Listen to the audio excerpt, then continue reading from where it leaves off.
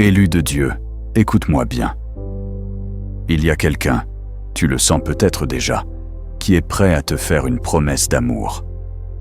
Une demande en mariage se prépare dans l'ombre. Cette personne a des intentions pures, un cœur sincère, une volonté de construire avec toi une alliance sous le regard de Dieu. Mais avant que tu ne dises oui, avant que tu ne tombes dans l'émotion de la demande, avant que ton cœur ne s'emballe, Dieu a une révélation urgente à te faire. Quelque chose que tu dois savoir absolument. Une vérité qui va tout changer. Ne ferme pas cette vidéo. Reste jusqu'à la fin, car ce que le ciel te dévoile aujourd'hui va te sauver d'une illusion et t'ouvrir les yeux sur la véritable nature de cette relation. Dans quelques instants, tu comprendras pourquoi Dieu retient encore ce mariage et ce qui doit arriver d'abord. Ce n'est pas un non, c'est un pas encore. Et ce pas est plus important que tous les oui que tu pourras prononcer ensuite. Dieu dit, « Je vois ton cœur. Tu as attendu, espéré, prié. Tu as cru que personne ne viendrait. Mais voici que quelqu'un se lève. » Élu, cette personne existe. Elle est réelle. Son désir de t'épouser est authentique. Elle a déjà imaginé ta vie à deux. Elle a déjà parlé de toi à ses proches. Elle prépare un geste fort pour te le signifier. Peut-être même qu'elle a déjà acheté une bague ou qu'elle a écrit une lettre. Mais Dieu, dans sa miséricorde, ne veut pas que tu entres dans cette union sans être pleinement informé. Car il y a des choses que cette personne ne t'a pas dites, des combats qu'elle ne t'a pas montrés, des chaînes qui restent attachées à son âme. Ce n'est pas un rejet. C'est une protection. Dieu ne dit pas non à cette union. Il dit pas encore. Et voici pourquoi. Et ce pourquoi, tu vas le découvrir maintenant. Ne détourne pas ton regard. Ne ferme pas ton cœur. Ce que Dieu va te montrer est une preuve de son amour, pas un signe de sa colère. Mais écoute bien ceci. L'ennemi a un plan. Te faire accepter une bonne chose avant le temps de Dieu. Il va pousser cette personne à se déclarer trop tôt. Il va précipiter les choses pour que tu dises « oui » sans voir les zones d'ombre. Le danger invisible aujourd'hui, c'est l'aveuglement émotionnel. Tu risques de confondre l'intention pure avec la préparation complète. Une intention pure ne suffit pas pour un mariage réussi. Il faut aussi que les blessures soient guéries, que les dépendances soient brisées, que les esprits familiaux soient traités. Si tu sautes cette étape, tu vas entrer dans une alliance avec une personne qui t'aime, mais qui n'est pas encore libre. Et son manque de liberté deviendra ton fardeau. Dieu veut te révéler cela maintenant pour que tu ne pleures pas demain. Il y a une vérité que peu de gens te diront. Le mariage ne guérit rien, il révèle tout. Ce qui est caché aujourd'hui éclatera demain. Alors, laisse la lumière de la révélation entrer avant que les vœux ne soient prononcés. Voici l'instruction divine centrale. Avant d'accepter ou de refuser, tu vas entrer dans une saison de discernement actif. Pendant 21 jours, tu ne prendras aucune décision définitive. Tu vas observer, prier, jeûner et surtout, tu vas poser 3 questions à Dieu.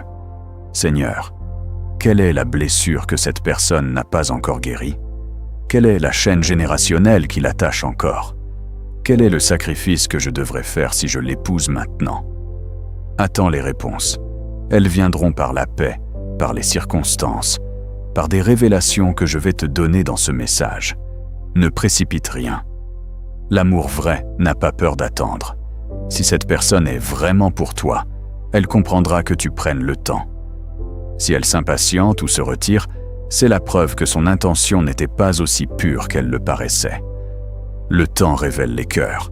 Et souviens-toi, tu ne perds jamais ce qui est vraiment à toi. Tu ne fais que gagner de la clarté. Première révélation. Cette personne porte une blessure d'abandon qu'elle n'a jamais vraiment guérie, et elle va projeter cette peur sur toi. Elle t'aime sincèrement, mais elle a peur que tu partes. Cette peur va la rendre contrôlante, jalouse ou au contraire distante par mécanisme de défense. Aujourd'hui, tu vois son amour. Demain, tu verras sa peur. Et cette peur, si elle n'est pas guérie avant le mariage, deviendra l'atmosphère de ton foyer. Dieu ne veut pas cela pour toi. Il veut que cette personne soit libérée avant de s'engager, pas après. Car après, les chaînes deviennent plus lourdes. Alors, au lieu de dire oui tout de suite, tu vas prier pour sa délivrance, sans lui en parler forcément. Mais en secret, tu vas briser cette peur d'abandon par ta prière. Dis chaque matin, « Seigneur, je libère cette personne de la peur d'être quittée. Je déclare que son cœur est sécurisé en toi. » Psaume 34, 18. L'Éternel est près de ceux qui ont le cœur brisé. Que Dieu guérisse son cœur avant de joindre vos mains. Deuxième révélation, il y a un esprit de performance dans cette personne. Elle essaie de te prouver qu'elle est parfaite. Elle montre ses qualités, cache ses faiblesses. Elle veut te convaincre qu'elle est l'époux, ce idéal.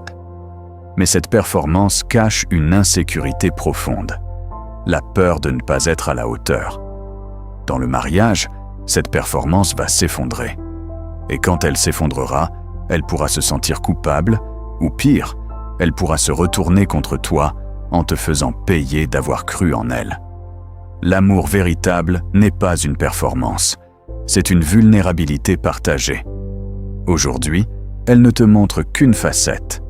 Dieu veut qu'elle soit entière, avec ses forces et ses faiblesses, avant que vous ne vous unissiez. Si tu l'épouses avant qu'elle ne lâche son masque, tu épouses une illusion. Et un jour, l'illusion se brise. Préserve ton cœur. 1 Jean 4, 18. La parfaite amour bannit la crainte. Sans cette perfection d'amour, la crainte reviendra. Attends la maturité. Troisième révélation.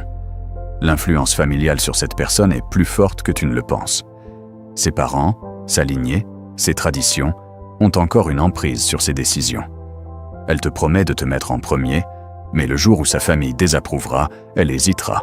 Le jour où sa mère ou son père posera un ultimatum, elle flanchera. Ce n'est pas de la mauvaise volonté, c'est un cordon spirituel non coupé. Dieu veut que ce cordon soit tranché avant le mariage, sinon, tu ne seras jamais vraiment sa priorité. Toi, tu seras en conflit avec sa famille, et ce conflit peut te détruire. Prie pour la délivrance générationnelle de cette personne. Demande à Dieu de la couper de tout esprit de dépendance malsaine. Il y a des héritages invisibles, des idolâtries, des traumatismes qui doivent être brisés. Ne prends pas cela à la légère. Genèse 2:24. L'homme quittera son père et sa mère et s'attachera à sa femme. Si le quitter n'a pas eu lieu, l'attachement ne tiendra pas. Abonne-toi maintenant, élu. Pourquoi ? Parce que dans les prochains jours, je vais sortir une vidéo sur les 7 signes que ton fiancé/fiancée n'est pas encore prêt spirituellement. Tu ne veux pas la manquer. En t'abonnant, tu dis « Seigneur, je veux entrer dans la bonne alliance au bon moment. » Active la cloche, fais-le maintenant.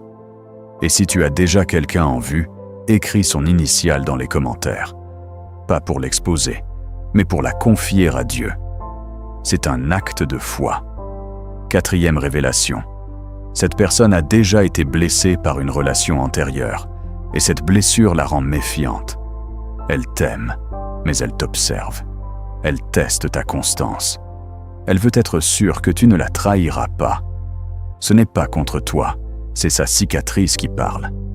Mais si tu acceptes sa demande, sans qu'elle ait pleinement refermé cette plaie, tu deviendrais le réceptacle de toutes ses peurs.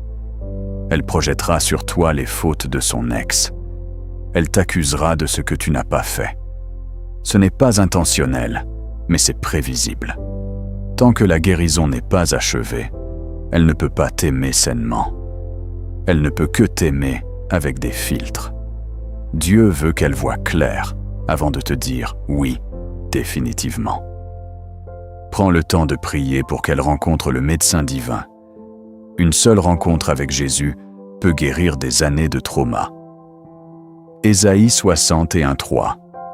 Pour donner aux affligés de Sion une couronne au lieu de la cendre, attends que sa cendre devienne couronne. Ne te marie pas avec une personne en deuil non consolée. 5e révélation. Il y a un secret dans sa vie qu'elle ne t'a pas encore révélé.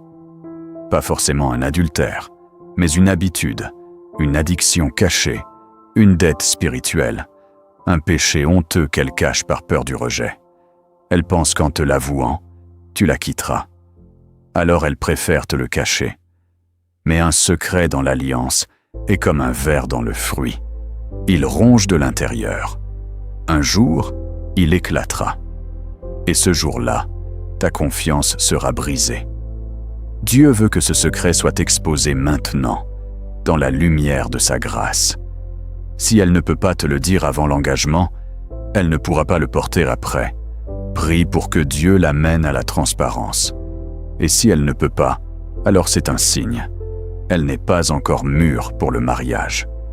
Ne te marie jamais avec un mystère non résolu. L'amour ne se construit pas sur des fondations cachées. Luc 12:2.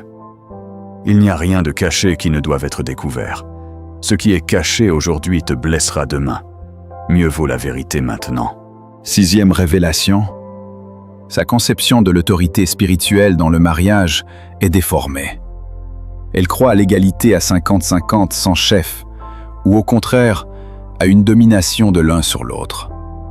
Ces deux extrêmes sont contraires au modèle divin. Le mariage chrétien est une complémentarité dans la soumission mutuelle, avec des rôles distincts, mais une valeur égale. Si elle refuse d'apprendre cela aujourd'hui, elle le refusera aussi demain. Vous allez vous affronter sur la hiérarchie, les décisions, l'éducation des enfants. Ce ne sont pas des détails. Ce sont des fondations. Dieu veut que vous soyez d'accord sur le modèle biblique avant de vous unir. Pas après, quand les enfants seront là et que les tensions montent. Discutez-en. Si elle ne veut pas en parler ou se braque, c'est un drapeau rouge. Un drapeau rouge que tu ne peux pas ignorer. L'amour ne fait pas taire la vérité. Éphésiens 5:21. Soumettez-vous les uns aux autres dans la crainte de Christ. La soumission est réciproque. Si elle ne comprend pas cela, le mariage sera une lutte de pouvoir.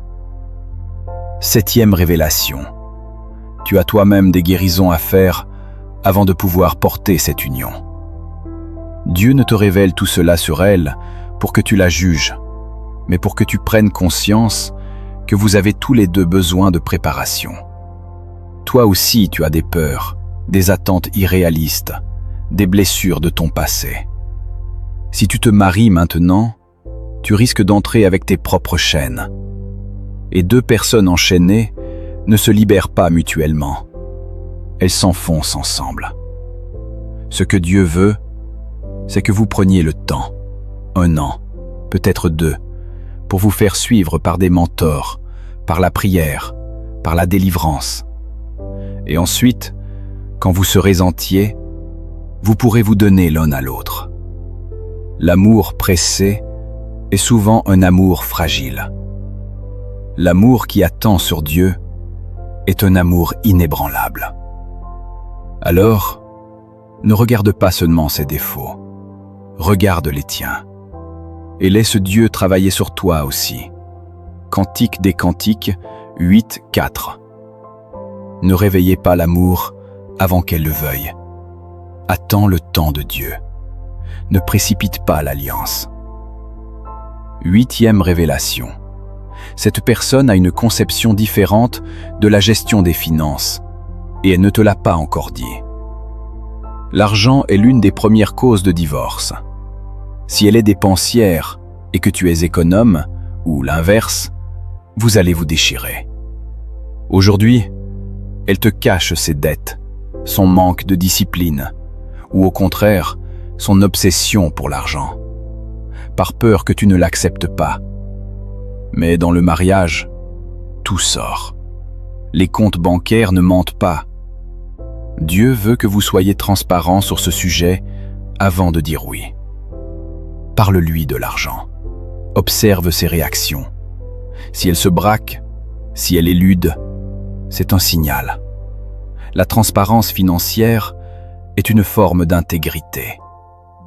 Ne l'épouse pas sans avoir vu ses comptes, sans avoir parlé de la dîme, des dettes, des projets d'épargne. L'amour spirituel ne supprime pas la sagesse pratique. Proverbe 22, 7. L'emprunteur est l'esclave du prêteur. Ne deviens pas esclave de ses dettes. Abordez ce sujet avant l'alliance. 9e révélation, la dernière, la plus profonde. Dieu a un plan de restauration pour cette personne, et tu es appelé à l'accompagner, mais pas à la sauver. Tu n'es pas son sauveur. Jésus seul l'est. Si tu te maries maintenant parce que tu veux l'aider à guérir, tu vas échouer, car seul Dieu guérit. Ton rôle est de prier, d'encourager, de soutenir, mais pas de porter sa croix. Si elle n'est pas déjà engagée dans sa propre guérison, si elle ne prie pas, ne lit pas la Bible, ne cherche pas de conseils, alors rien ne changera après le mariage. Au contraire, elle se sentira piégée, et toi, épuisé. Dieu veut qu'elle soit déjà dans un chemin de rétablissement avant que vous ne vous unissiez. Alors observe. Est-elle en train de grandir? Est-elle ouverte à la correction? Est-elle humble? Si oui, alors attends encore un peu. Mais il y a de l'espoir. Sinon, alors fuis. Car ce qui ne guérit pas dans la préparation explosera dans l'union. Galates 6, 5. Chacun portera son propre fardeau. Ne prends pas son fardeau. Aide-la à le porter devant Dieu, mais ne le prends pas sur tes épaules. Maintenant, élu, voici la promesse finale. Si tu prends le temps, si tu ne cèdes pas à la pression de cette demande, si tu entres dans le discernement, si tu permets à Dieu de guérir cette personne et de te guérir toi-même, alors quand vous vous unirez, ce ne sera pas une union bancale. Ce sera une alliance de feu. Vous ne vous séparerez pas. Vous ne vous déchirerez pas. Vous ne vivrez pas dans les regrets. Votre foyer sera une bénédiction pour vos enfants, pour vos familles, pour le royaume. Et cette personne, qui aujourd'hui a des intentions pures mais immatures, deviendra par la préparation divine l'époux ou l'épouse que Dieu a toujours rêvé pour toi. Ne gâche pas l'avenir par l'impatience. Laisse Dieu faire. Il est bien plus pressé que toi de te voir heureux, mais il veut que ce soit solide. Imagine un arbre planté près de l'eau. Il met du temps à pousser, mais ses racines descendent profond. Ton mariage doit être cet arbre. Ne le fais pas pousser dans du sable. Attends le bon sol. Psaume 37, 7. Garde silence devant l'Éternel et espère en lui. Espère. Le silence du discernement vaut mieux qu'un oui précipité. Élu, lève la main ou ferme les yeux. Je prie maintenant sur toi avec une longue prière de couverture. Père céleste, au nom puissant, incomparable, invincible de Jésus-Christ, je me tiens devant toi, pour mon frère, ma sœur, qui attend une révélation sur cette union. Seigneur, merci pour la personne qui veut se marier avec lui, /elle. Merci pour ses intentions pures. Mais je te demande, Père, de ne pas laisser l'impatience prendre le dessus. Ouvre les yeux de mon frère, de ma sœur, sur les zones d'ombre que l'amour naissant pourrait masquer. Donne-lui le courage de ne pas dire oui trop vite. Donne-lui la sagesse de poser les bonnes questions, de prendre le temps, de ne pas se laisser manipuler par la peur de perdre. Seigneur, envoie des conseillers sages autour de lui, /elle, des pasteurs, des mentors, des amis spirituels qui parlent vérité. Que mon frère, ma sœur, ne reste pas isolé dans sa décision. Père, je prie pour la personne qui veut l'épouser. Guéris-la de sa blessure d'abandon. Brise l'esprit de performance qui la pousse à cacher ses faiblesses. Coupe les liens familiaux malsains qui l'attachent encore à des influences destructrices. Guéris ses blessures relationnelles passées. Révèle-lui tout secret qu'elle cache par peur, afin qu'elle entre dans la lumière. Redresse sa compréhension de l'autorité spirituelle. Transforme sa gestion des finances. Et surtout, Seigneur, fais d'elle une personne qui cherche ta guérison avant de chercher un mariage. Qu'elle ne dépende pas de mon frère, de ma sœur pour être sauvée, mais qu'elle s'appuie sur toi seul. Père, je prie aussi pour mon frère, ma sœur. Guéris ses propres blessures.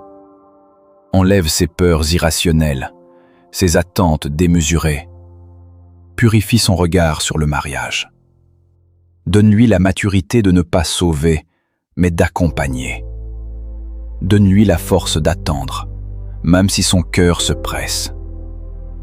Seigneur, si cette union n'est pas de toi, ferme la porte clairement. Si elle est de toi, donne les signes de confirmation. La paix, la joie, l'onction, la transparence, la maturité spirituelle. Que mon frère, ma sœur, n'ait aucun doute. Et que le mariage, quand il viendra, soit une gloire pour ton nom, un témoignage pour les incrédules, un refuge pour les orphelins, une bénédiction pour les générations. Je scelle cette prière par le sang de Jésus. Je couvre cette révélation. Je déclare que tout esprit de précipitation est brisé. Tout esprit de mensonge est démasqué. Toute illusion tombe. La vérité triomphe. Et quand la vérité sera connue, la paix viendra. Au nom puissant de Jésus, Amen. Tu reçois cette parole de discernement? Alors like cette vidéo pour dire oui à l'attente, oui à la préparation. Laisse en commentaire un seul mot, je discerne. Et écris aussi la première lettre de la personne que tu as en vue. Pas pour l'exposer, mais pour la confier à Dieu. Et abonne-toi pour ne pas manquer la vidéo sur les 7 signes que ton fiancé n'est pas encore prêt. Dieu t'a choisi, élu. Ne te presse pas. La bonne alliance attend son heure. Et quand cette heure viendra, tu ne regretteras pas un seul jour de ton discernement. Tu remercieras Dieu de t'avoir retenu. Va en paix, et que l'amour vrai trouve son temps.